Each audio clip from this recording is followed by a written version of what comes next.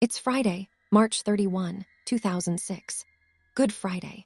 Ohio State University is on spring break, and the bars around High Street in Columbus are absolutely packed with students blowing off steam. The ugly Tuna Saloona sits on the second floor of a building directly above a Chipotle. There is exactly one public entrance and one public exit. A single escalator that rises from the sidewalk and deposits people right into the bar, then brings them back down the same way. A fixed, wide-angle CCTV camera, mounted high on the wall, records every single soul who rides that escalator in either direction. It never blinks. It never stops. It has no blind spots. At 9:56 p.m., the tape shows 27-year-old Brian Randall Shaffer stepping onto the moving stairs with his best friend Clint Florence and Clint's girlfriend Meredith Reed. Brian is easy to spot. 6'2", lean 170 pounds, short brown hair, bright green eyes, wearing a green-collared polo shirt tucked into jeans, white sneakers, and a distinctive black tribal tattoo circling his right forearm. He's grinning from ear to ear, throwing playful punches at Clint, clearly already a few drinks in and loving every second of the night. Brian has every reason to be happy. He is literally weeks away from finishing medical school at Ohio State University. He has already matched into his residency. He has plane tickets booked for Monday morning to fly to Miami with his girlfriend Alexis Wagoner, where he plans to propose on the beach at sunset. Life for Brian Shaffer has never been better. 3 weeks earlier, on March 7, 2006, Brian's world had been shattered when his mother Renee lost her long fight with myelodysplasia, a rare blood cancer. She was only 51. Brian was her primary caregiver in her final months. Friends said he had been quieter since her death, drinking more heavily, asking big, heavy questions. What happens after we die? What's the point of any of this if everyone just ends up gone? He told Alexis on several occasions that sometimes he fantasized about just disappearing and starting completely over somewhere no one knows my name. She chalked it up to grief. Everyone did. That Friday night was supposed to be a celebration. Brian and Clint started bar hopping around 9 p.m. They hit the short north first, then headed to the ugly Tuna Saloona because Brian wanted to see his favorite local cover band, the Willie Phoenix Band. Surveillance footage from inside the bar shows Brian in peak form, buying rounds, dancing badly, hugging strangers, high-fiving the band between sets. At 11:30 p.m., he steps outside the front door to take a call from Alexis, who had stayed home because she had an early shift the next day. The call lasts 4 minutes. He tells her he loves her, that he's having a great time, that he can't wait for Miami. He sounds completely normal. At 11:50 p.m., he is captured on the ugly Tuna's interior camera standing near the escalator landing, talking to 2 young women. They chat for about 90 seconds. He gives each of them a friendly hug goodbye. Then he turns around, walks back toward the band area, and disappears from every camera in the building forever. At 1:55 a.m., Clint and Meredith decide to call it a night. They walk down the escalator together. They wait on the sidewalk for nearly an hour, texting and calling Brian repeatedly. His phone rings several times, then suddenly starts going straight to voicemail. They assume he met someone and went home with her. They leave. 2:01 a.m., the bar is almost empty. 2:15 a.m., the band members carry the last of their equipment down the escalator. 2:20 a.m., the manager performs final closing duties, sets the alarm on the service door, the only other exit, which opens onto an active construction site, and leaves. The CCTV camera continues recording the empty escalator until sunrise.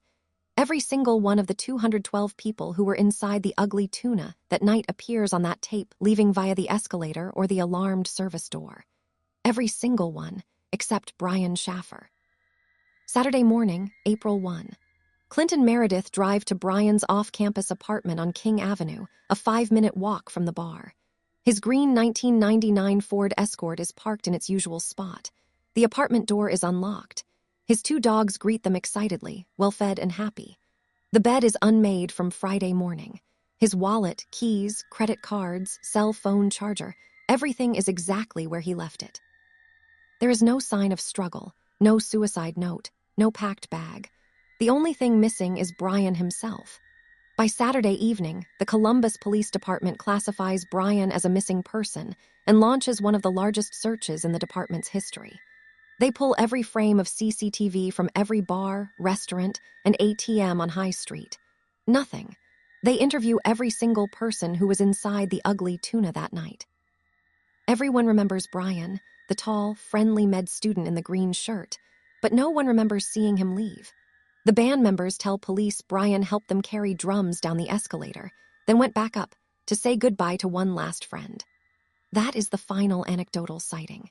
Investigators focus on the only other possible exit, the alarmed service door that opens onto the construction site behind the building. The alarm logs show it was never triggered. The site is surrounded by scaffolding and plywood walls. The ground is covered in fresh concrete dust. There are 0 footprints leading away from the door.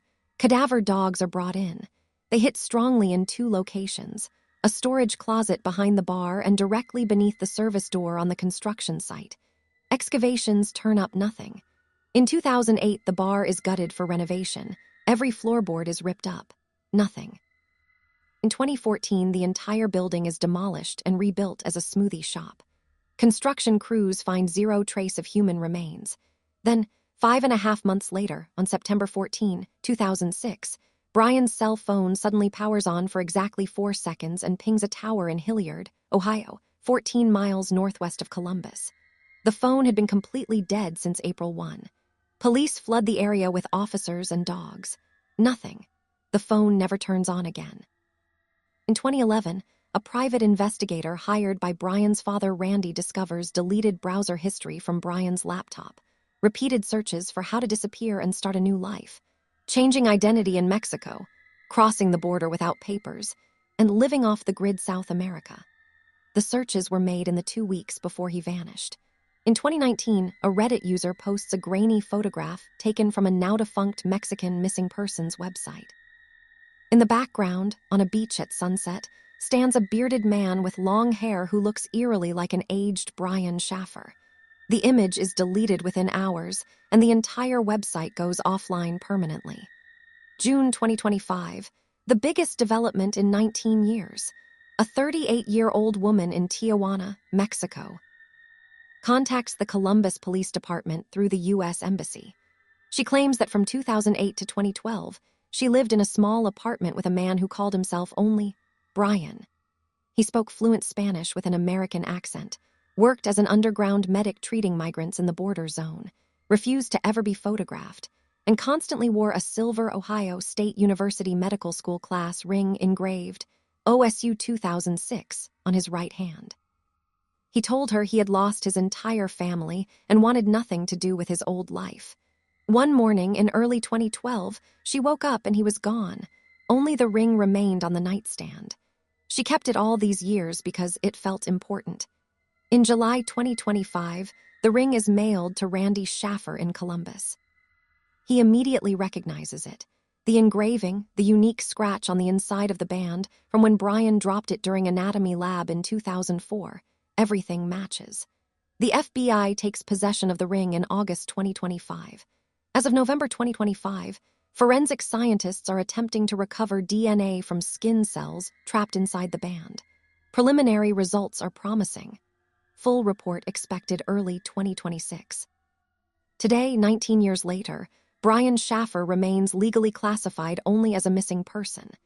There is still no body, no crime scene, no evidence of foul play, no financial activity, no confirmed sighting. Every March 31 at exactly 2:00 a.m., Randy Shaffer, now in his 70s, stands alone in front of the smoothie shop that replaced the ugly Tuna Saloona. He holds a flashlight and stares at the blank wall where the escalator used to be, whispering his son's name into the dark. So what really happened to Brian Shaffer on that Good Friday night in 2006? Did he execute the most elaborate voluntary disappearance in modern history, walking away from a life that had become unbearable after his mother's death? Did he accidentally fall from the construction platform behind the bar and become accidentally entombed in concrete that was poured days later? Was he murdered inside the ugly Tuna by someone who knew exactly how to hide a body in a building that would be torn apart and rebuilt twice? Or is he still alive somewhere south of the border, practicing medicine in the shadows, wearing a new name and never looking back. The escalator is gone. The bar is gone. The building itself has been reborn. But the tape still plays, and Brian Shaffer is still nowhere to be seen.